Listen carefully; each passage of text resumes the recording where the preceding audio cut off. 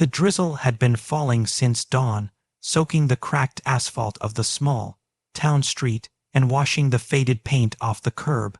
A dented gray sedan rolled to a shaky stop outside Sam's auto repair, its muffler rattling louder than the soft country music bleeding from inside the garage.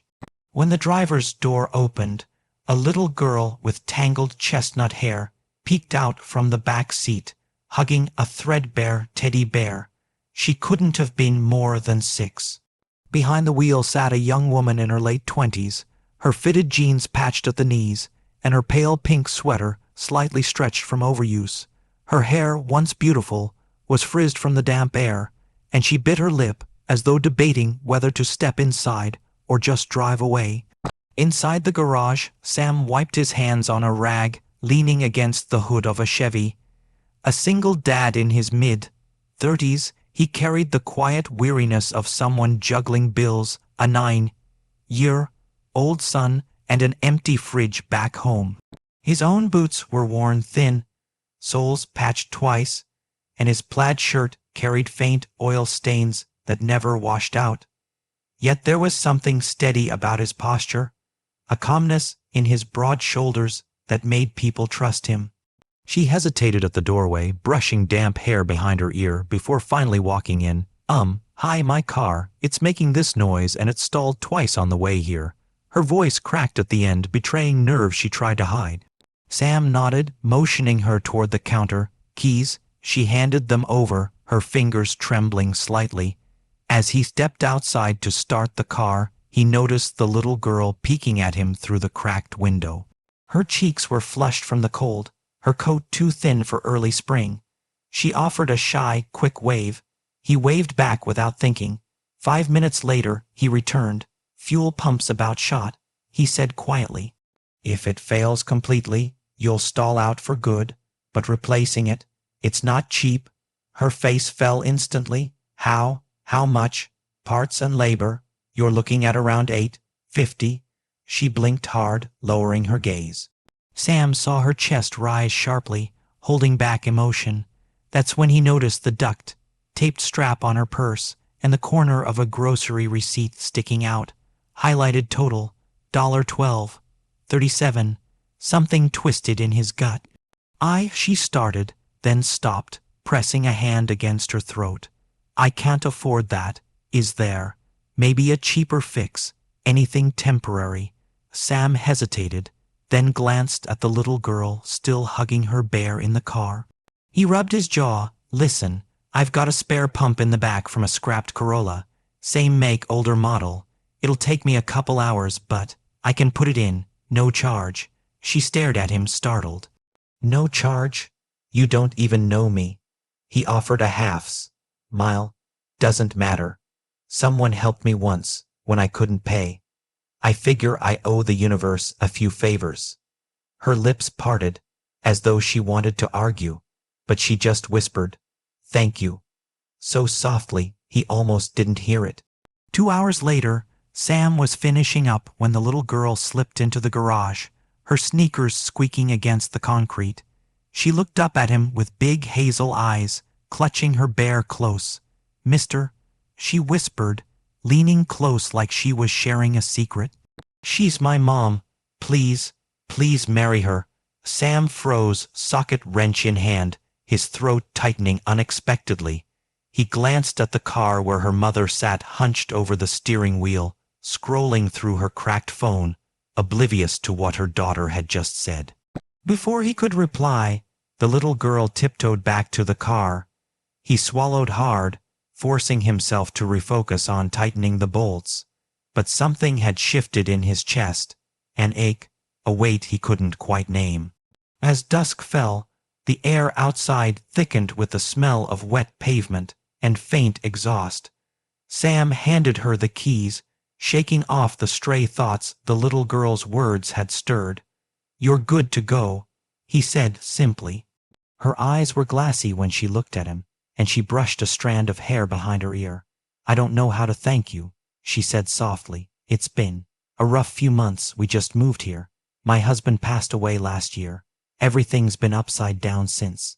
He nodded slowly, heart sinking a little as she spoke. "I get it," he murmured. "Life doesn't exactly hand out easy cards." She gave him a faint, sad smile, and for a second, the air between them felt heavy with unspoken things neither dared touch. She thanked him again, buckled her daughter in, and drove away into the misty evening, taillights disappearing down the cracked road. But Sam stood outside the garage long after, hands shoved deep into his pockets, replaying that tiny voice whispering inside his head, "Please marry her." The next morning, when he walked into the garage, he found something unexpected on the counter, a small paper bag from a thrift store.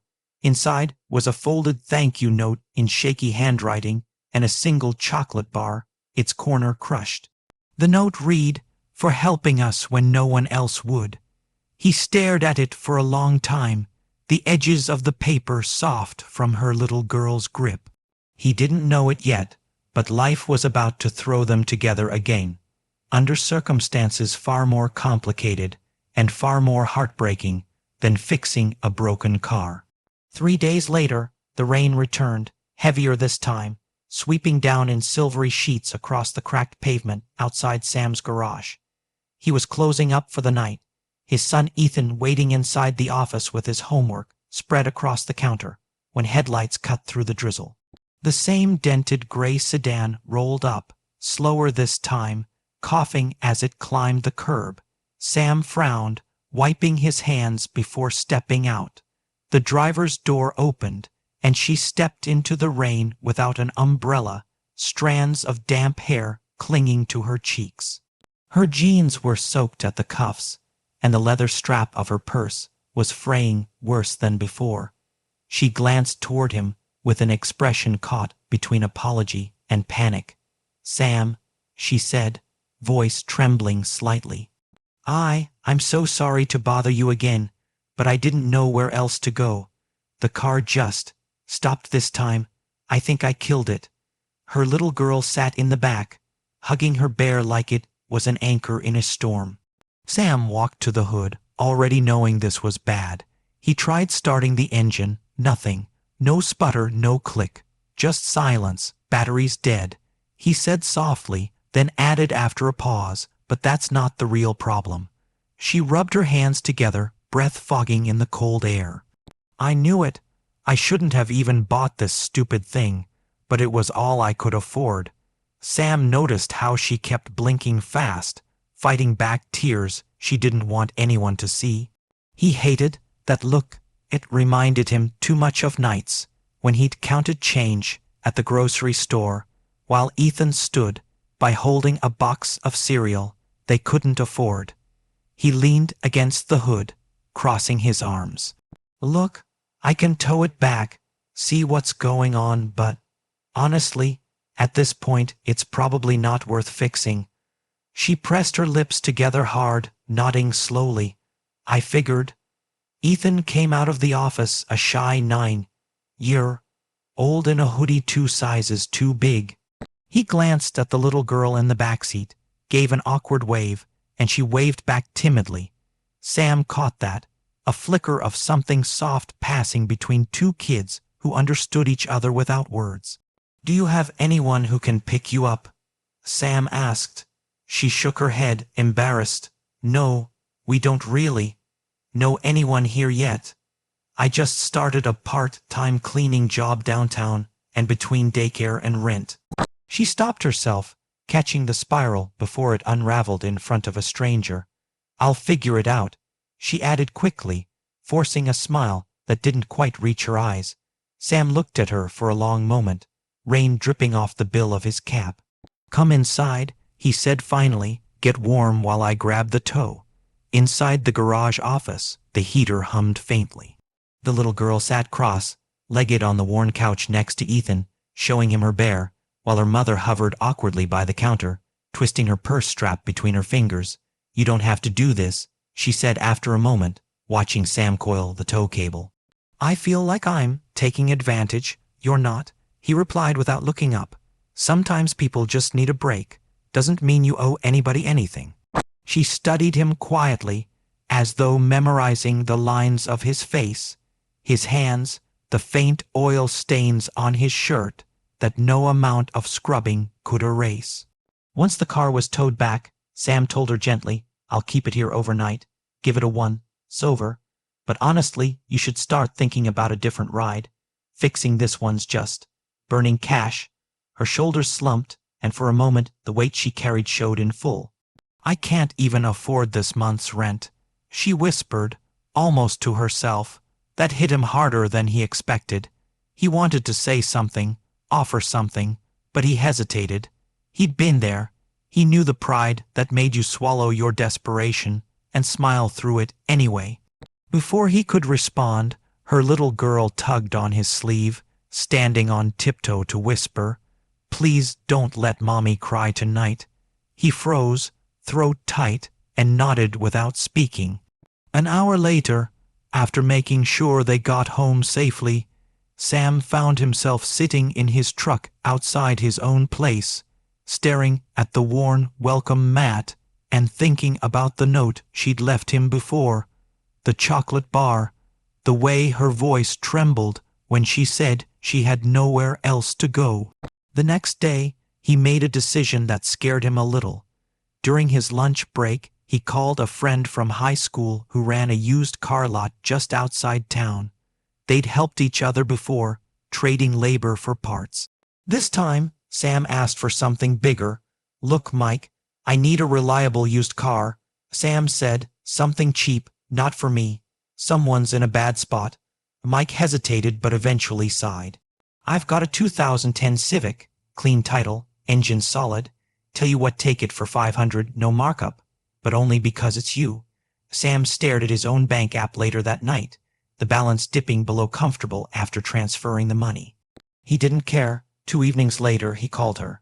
"I need you to stop by the shop," he said, keeping his voice casual, masking the storm in his chest. When she arrived, damp hair falling over her cheeks from the drizzle, he gestured toward the navy blue Civic parked outside. "It's yours," he said simply, her lips parted, her body freezing mid-step. "What? No, Sam. I can't take that from you." "Yes, you can," he interrupted softly. "You're gonna need it for work. And, honestly, it's nothing fancy, just something safe, reliable." She pressed both hands against her mouth, tears welling up despite her effort to hold them back. The little girl ran around the car, squealing softly, her bear clutched under one arm. When she finally lowered her hands, her voice shook as she whispered, "Why are you doing this?" Sam exhaled, rubbing the back of his neck. "Because someone once did it for me, and because your daughter asked me not to let you cry tonight." Her breath caught, and for a long moment they just stood there under the soft drizzle, headlights casting a quiet glow around them. Neither of them knew it yet, but that simple act, the gift of an old Civic, was about to reroute both their lives in ways neither could predict.